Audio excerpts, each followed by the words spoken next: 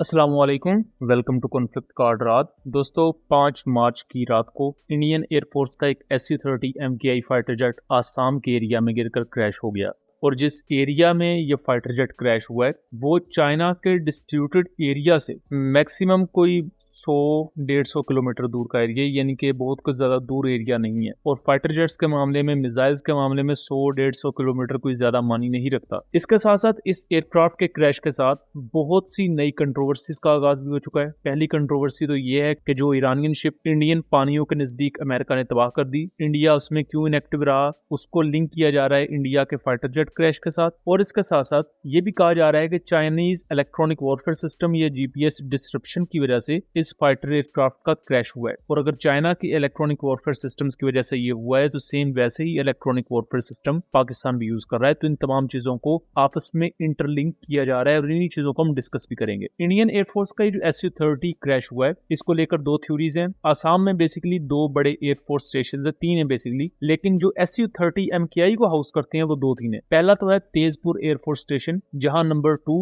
और number 106 squadron मौजूद है और दोनों SU-30 MKI के स्क्वाड्रन है। दोनों को काम चाइना के खिलाफ air superiority, long range strike missions और रिकॉनिसेंस वगैरह करना है। फिर चाबुआ एयरफोर्स स्टेशन है आसाम में, यहाँ नंबर 102 स्क्वाड्रन जिसे ट्राइसोनिक्स कहा जाता है, ये भी SU-30 MKI का स्क्वाड्रन है और इसका काम भी एयर सुपीरियोरिटी ही है। आसाम बेसिकली अहम इस वजह से है क्योंकि ये 7 सिस्टर स्टेट्स में आता है। फिर अरुणाचल प्रदेश के करीब है। अरुणाचल प्रदेश हम सब जानते हैं कि एक डिस्प्यूटेड टेरिटरी है। चाइना क्लेम करता है कि पूरा का पूरा अरुणाचल प्रदेश भी हमारा है और असम के कई एरियाज को भी वो कहते हैं कि ये हमारा पार्ट है और ये हमारी टेरिटरी है। इंडिया का क्लेम है कि भाई ये तो इंडिया का पार्ट है। इन्हीं एरियाज में मल्टीपल टाइम्स आपको GPS डिस्ट्रप्शंस या GPS वूफिंग भी देखने को मिलती है। और इंडिया के मल्टीपल SU-30s ऐसे भी हैं माजी में जो चाइनीज बॉर्डर के बहुत ही ज्यादा करीब मिस्टीरियसली क्रैश हुए। अब ये एयरक्राफ्ट भी क्रैश किस तरह हुआ, ये बड़ी दिलचस्प चीज है। इस वक्त सबसे पहली खबर जो आप देख रहे हैं जो इंडिया के नेशनल मीडिया ने रिपोर्ट की वो ये थी कि इंडिया का एक फाइटर जेट, खासतौर पर SU-30 MKI, ये फ्लाई कर रहा था आसाम के ऊपर और शाम 7 बजे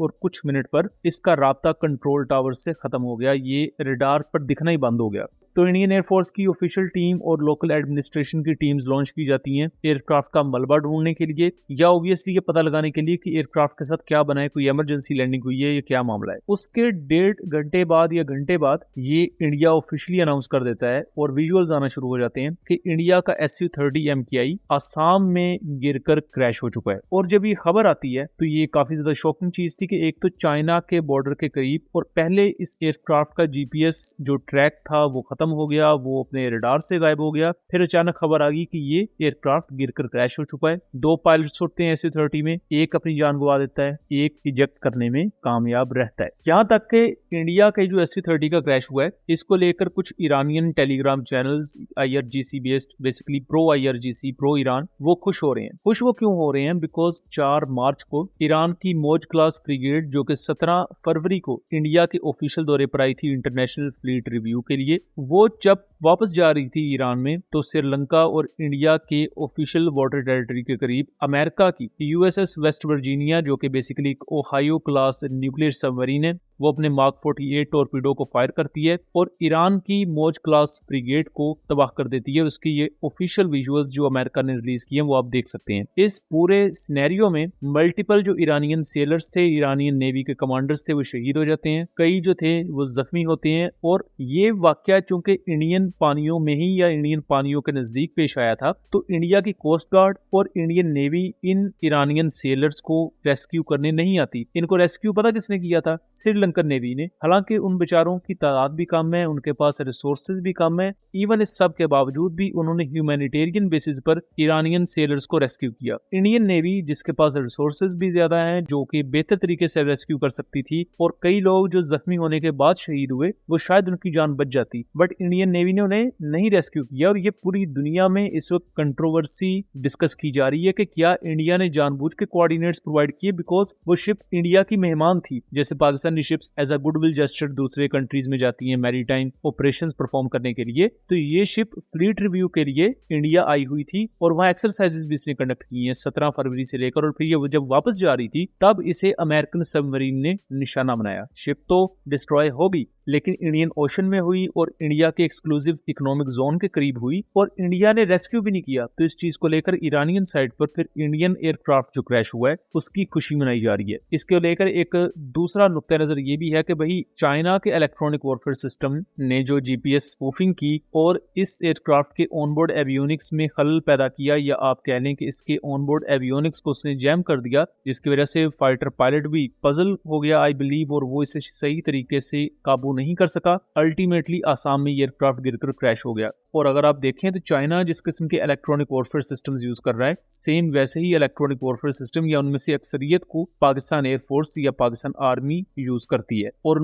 इवन जो पाकिस्तान के इंडिजिनस एयर डिफेंस सिस्टम्स हैं, खासतौर पर इलेक्ट्रॉनिक एयर डिफेंस सिस्टम्स की मैं बात कर रहा हूँ, जिनमें जैमर्स आते हैं, आपके इलेक्ट्रॉनिक सपोर्ट मैयर आता है, आपके इलेक्ट्रॉनिक काउंटर मैयर सिस्टम्स आते हैं। अक्सर औकात आपने ट्रक्स पर कुछ एंटीनाज और डिश टाइप स्ट्रक्चर देखा होता है, तो ये बेसिकली वो तमाम व्हीकल्स होती हैं। ये दिखने में बहुत सादा सी व्हीकल लगती है, लेकिन ये कंप्लीट फाइटर जेट को, इवन एक मिसाइल की जीपीएस कम्युनिकेशन को ब्रेक डाउन कर सकते हैं। ये उसके जीपीएस में कुछ नए कोऑर्डिनेट्स इनकॉर्पोरेट कर सकते हैं, जिसकी वजह से एक फाइटर एयरक्राफ्ट या एक मिसाइल अपने हकीकी मानों में अंधा हो जाता है। उसे एक्चुअल में नहीं पता चलता कि उसने किस तरफ जाना है और किस तरफ नहीं। तो इन्हें बेसिकली इलेक्ट्रॉनिक वॉरफेयर सिस्टम कहा जाता है, और पाकिस्तान एयरफोर्स ने स्पेशली इन्हें इलेक्ट्रॉनिक एयर डिफेंस या ई-एड्स कहा जाता है। तो ये पर्टिकुलर वेपन सिस्टम जो पाकिस्तान ने इवन इंडिजिनस भी बनाए हैं, जो पाकिस्तान ने ब्राह्मस के खिलाफ भी इस्तेमाल किए और मल्टीपल सॉफ्ट किल्स परफॉर्म की, इनमें चाइना का डीएनए मौजूद है, बिकॉज पाकिस्तान ने बहुत सी चीजें चाइना से ही सीखी हैं over a period of time. तो इस चीज को उसके साथ भी लिंक किया जा रहा है कि चाइना ने कुछ न्यू इलेक्ट्रॉनिक वॉरफेयर सिस्टम इस पर टेस्ट किए हैं, जिसकी वजह से अल्टीमेटली SU-30 MKI क्रैश हुआ। लेकिन ये पूरा सिनेरियो एक बहुत बड़ी मिस्ट्री है। इस पर हमें थोड़ा सा और वेट करना चाहिए कि इंडिया का ऑफिशियल स्टांस क्या आता है, ये एयरक्राफ्ट क्यों क्रैश हुआ, इसकी वजूहात क्या हैं। लेकिन जब तक मजीद डिटेल्स नहीं आती, हम मजीद कोई अजम्पशन क्रिएट करने से परहेज ही करेंगे। सो दोस्तों, ये था एक एनालिसिस। उम्मीद करता हूँ चीजें क्लियर रही होंगी। वीडियो पसंद आई हो तो इसे ज्यादा से ज्यादा शेयर कीजिएगा, ताकि इस तरह की मजीद इंफॉर्मेटिव वीडियोस हम आपके लिए लेकर आ सकें। मिलेंगे अगली वीडियो में, तब तक के लिए अल्लाह हाफिज।